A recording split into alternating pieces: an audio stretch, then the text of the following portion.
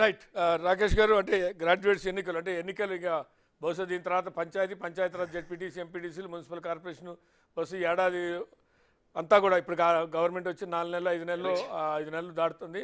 But ఈ period అంతా election 1 year అంతా ఎలక్షన్ ఉండే అవకాశాలు కనపడుతుంది. కానీ ఈ రకమైనటువంటి వాతావరణమే ఉండే అవకాశాలు ఉన్నాయి. విమర్శలు ప్రతి విమర్శలు లేకుంటే ఆ రకమైనటువంటి పరిస్థితి కొనసాగే అవకాశం ఉందా అనేటువంటిది. ఎందుకంటే గ్రాడ్యుయేట్స్ ఎన్నికలను కూడా 3 పార్టీలు ప్రతిష్టాత్మకంగానే తీసుకున్నట్టుగా కనపడుతుంది.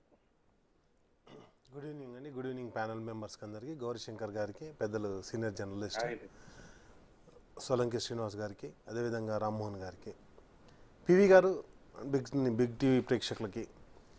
పివి గారు, ఫస్ట్ ఆఫ్ ఆల్ ఏదైతే గ్రాడ్యుయేట్ ఎలక్షన్ అన్నారో ఇది అంటే గతంలో మీరు చెప్పారు, ఇంతకుముందు బిగ్ టీవీలో చెప్పారు, 4 టర్మ్లు ఏదైతే ఎలక్షన్లు జరిగాయో 4 సార్లు కూడా బీఆర్ఎస్ పార్టీ అంటే ఆ రోజు టీఆర్ఎస్గా బీఆర్ఎస్ పార్టీ విజయం సాధించింది.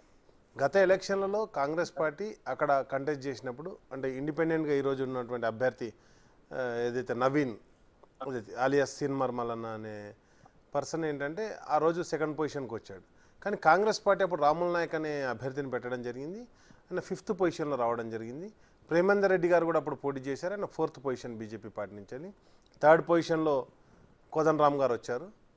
2nd పొజిషన్లో నవీన్ గారు వచ్చారు, చింతపండు నవీన్ గారు వచ్చారు. 1st పొజిషన్లో పల్లరాజేశ్వర రెడ్డి గారు వచ్చారు. ఈరోజు ఎలక్షన్లు జరుగుతున్న క్రమంలో ప్రతి ఒక్కరు కూడా వాళ్ళ సిద్ధాంతాలను చెప్తూ ఏ విధంగా మీకు తెలుసు, ఎందుకంటే మీరు కూడా ఖమ్మం వాస్తవ్యులే కాబట్టి ఆ గ్రాడ్యుయేట్ ఎలక్షన్లు ఎలా జరుగుతాయని తెలుసు. నెంబర్ 1. నెంబర్ 2 వచ్చేసి మీరు ఒక మాట చెప్పారు, 1 ఇయర్ వరకు ఆగుతామని చెప్పేసి. అండి ఎస్, తప్పకుండా మిగతా హామీలు ఏవైతే అమలు చేస్తామని కోరుకున్నారో వాళ్ళ 6 గ్యారంటీలలో 13 ఏదైతే అంశాలు ఉన్నాయో అవి కావచ్చు, లేకపోతే 420 హామీలు కావచ్చు, వాటన్నిటి గురించి కూడా మేము తప్పకుండా ఎలక్షన్లు అయిపోయి మళ్ళీ ఎలక్షన్లు అనేది మనకు రాబోయే కాలంలోనే కాబట్టి తప్పనిసరిగా వెయిట్ చేయాలి. కానీ ఇక్కడ జరుగుతున్న అంశం ఏంటంటే ఒక ప్రభుత్వం 5 సంవత్సరాల వాళ్ళ టర్మ్ ఉంటే దాంట్లో ధాన్యం వచ్చేది 10 సార్లు, అంటే సంవత్సరానికి 2 సార్లు వస్తుంది. ఆల్రెడీ 2 పంటలు అయిపోయినాయి. బోనస్ గురించి కాదు కదా, కనీసం కొనుగోలు కూడా చేయాలి. ఈరోజు నేను ఏమంటున్నానంటే ఈరోజు ఉన్నటువంటి కాంగ్రెస్ ప్రభుత్వాన్ని మనం ఒక డిమాండ్ చేస్తున్నాం. గతంలో 2014లో 40 లక్షల మెట్రిక్ టన్నులు ఉన్న ధాన్యాన్ని 3 కోట్ల మెట్రిక్ టన్నుల ధాన్యాన్ని 2023 వరకు బీఆర్ఎస్ ప్రభుత్వం, కేసీఆర్ గారి ప్రభుత్వం ఉన్నప్పుడు కొనుగోలు చేయడం జరిగింది. ఈ రోజు వరకు ఈ 2 సీజన్లలో అంటే వానాకాలం ఎండాకాలం కలిపి ఒక సీజన్ అనుకుంటాం మనం. ఈ 2 సీజన్లలో ఎంత ధాన్యం కొనుగోలు చేసింది అనేది ఎక్కడ కూడా ప్రభుత్వం బయటపెట్టలేదు. దాని గురించి చర్చ కూడా లేదు.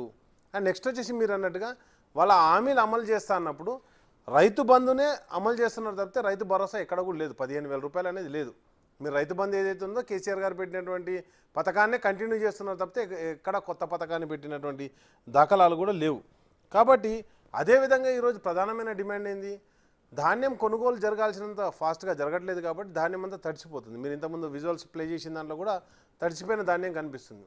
దానికి కొంటామని ప్రభుత్వం డిక్లేర్ చేస్తుంది, కానీ కొనుగోలుకి ఎక్కడ కూడా దానికి కొనుగోలు జరిగినటువంటి దాఖలాలు లేవు. కాబట్టి చాలా ప్రాంతాల్లో ఈరోజు మెదక్లో కాంగ్రెస్ ఎమ్మెల్యేనే ఉన్నారు, కానీ అక్కడ ఉన్నటువంటి రైతులందరూ కూడా రోడ్ల మీదకి వచ్చినటువంటి పరిస్థితి. అదేవిధంగా చాలా ప్రాంతాల్లో కూడా రావడం జరిగింది. ఇవన్నీ కూడా ఒక అంశం అయితే నేనేమంటున్నానంటే నిన్న జరిగినటువంటి రివ్యూలో రైతు అంశాన్ని కాకుండా ఏ విధంగా రాష్ట్ర ప్రభుత్వ ఆదాయాన్ని పెంచుకోవాలని చెప్పేసి నిన్న ఒక రివ్యూ జరిగింది.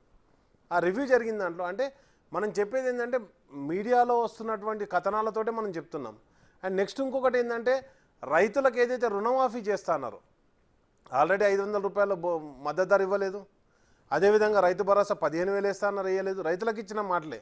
అండ్ 2 లక్షల రుణమాఫీ గురించి ఒక కార్పొరేషన్ ఏర్పాటు చేస్తా అన్నారు.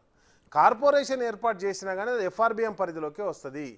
ఎఫ్ఆర్బిఎం పరిధిలోకి వచ్చినప్పుడు ఆల్రెడీ మనకు సెంట్రల్ గవర్నమెంట్ దేశం మొత్తానికి, ఒక తెలంగాణ రాష్ట్రంగా దేశం మొత్తానికి అన్ని కార్పొరేషన్లకు కూడా ఎఫ్ఆర్బిఎం పరిధిలోకి తీసుకొచ్చినప్పుడు ఇంకా మళ్ళీ కొత్త కార్పొరేషన్ ఏర్పాటు చేసి ఎక్కడి నుంచి మనం ఎఫ్ఆర్బిఎం పరిధిలో లోన్ తీసుకుంటామో కూడా స్పష్టం చేయాలి. ఎందుకంటే అది తక్కువ అమౌంట్ ఏం కాదు, 39,000 కోట్ల రూపాయల అమౌంట్.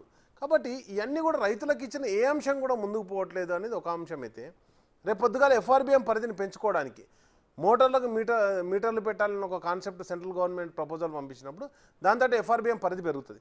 పెరిగినప్పుడు దాన్ని యాక్సెప్ట్ చేసినప్పుడు రేపు రైతులు కూడా దాన్ని ఫేస్ చేయాల్సి ఉంటుంది.